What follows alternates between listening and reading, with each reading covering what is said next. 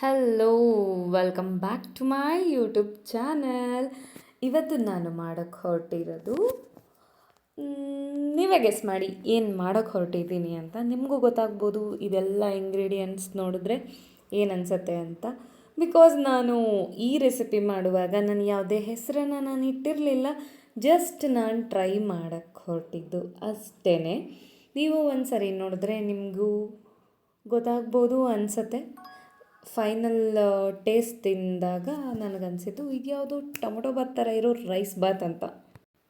And ನಾನು ಇದನ್ನು prepare ಮಾಡಬೇಕು ಅಂತ ಅಂದ್ಕೊಂಡಿದ್ದು ಯಾಕೆ ಅಂತಂದರೆ ನನಗೆ ರೈಸ್ ಐಟಮ್ ಏನಾದರೂ ತಿನ್ನಬೇಕು ಅಂತ ಅನಿಸ್ತಿತ್ತು. ಬಟ್ ಏನು ಕುಕ್ ಮಾಡೋದು ಅಂತ ನನಗೆ ಐಡಿಯಾ ಇರಲಿಲ್ಲ.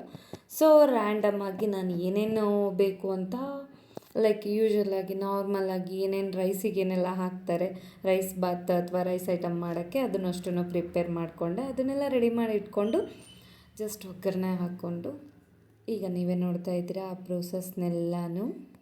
ಆ್ಯಂಡ್ ಇನ್ನೊಂದೇನೆಂದರೆ ನಾನು ಯಾವಾಗ್ಲೂ ಕೆಲವೊಂದೊಂದು ಐಟಮ್ಗಳನ್ನ ಮಾಡುವಾಗ ಲೈಕ್ ಕೆಲವೊಂದೊಂದು ರೆಸಿಪಿನ ಮಾಡುವಾಗ ನಾನು ಯಾವಾಗಲೂ ನೇಮ್ ಇಡಲ್ಲ.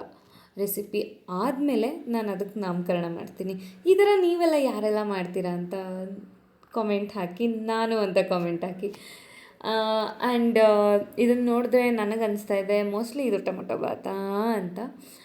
ನನಗೂ ಗೊತ್ತಿಲ್ಲ, ಜಸ್ಟ್ ನೋಡ್ತಾ ಇದ್ದೀನಿ. ನೀವು ಇದೇ ಥರ ಟ್ರೈ ಮಾಡಿ. ಮೋಸ್ಟ್ಲಿ ನಿಮಗೂ ಯಾವ ಥರ ರೆಸಿಪಿ ಹೆಸರಿಡಬೇಕು ಅನಿಸುತ್ತೆ ಅದೇ ಹೆಸರನ್ನು ನೀವು ಈ ರೆಸಿಪಿಗೆ ಇಡ್ಬೋದು. ಆ್ಯಂಡ್ ಆ್ಯಕ್ಚುಲಿ ನಾನು ಈ ವಿಡಿಯೋ ಆದಮೇಲೆ ತಿಂದಿದ್ದು, ಅದಾದಮೇಲೆ ಅಪ್ಲೋಡ್ ಮಾಡಿದ್ದಲ್ವ ವಿಡಿಯೋ. ಸೊ ನನಗಿದ್ರ ಟೇಸ್ಟ್ ಗೊತ್ತಾಗಿರೋದ್ರಿಂದ ಟೇಸ್ಟ್ ಮಾತ್ರ ಸಖತ್ತಾಗಿತ್ತು. ಆ್ಯಂಡ್ ನಾನು ತುಂಬ ಚೆನ್ನಾಗಿ ಕುಕ್ ಮಾಡ್ತೀನಿ ಅಂತ ನನಗೆ ಫೀಲ್ ಆಗ್ತಾಯಿದೆ. ಥ್ಯಾಂಕ್ ಯು ಸೋ ಮಚ್ ಈ ವಿಡಿಯೋನ ನೀವು ಇಲ್ಲಿ ತನಕ ವಾಚ್ ಮಾಡಿದ್ದಕ್ಕೆ. And please don't forget to subscribe.